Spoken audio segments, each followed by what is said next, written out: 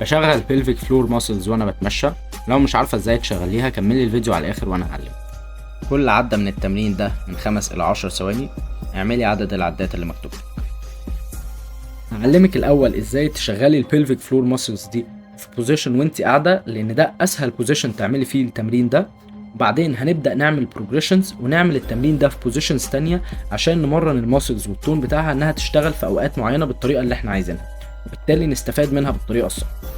بتبداي تقعدي او تقعد بتخليكي ريلاكسد على الاخر. بعدين بنتخيل ان احنا بنحاول نمنع ان احنا نعمل ستول او نمنع ان احنا نعمل يورينيشن. بنشد المصل، بنحاول نركز على فكرة ان احنا مفيش اي يورين او اي ستول ينزل، كأننا بنمنع نفسنا ان احنا نعمل يورينيشن او ستول.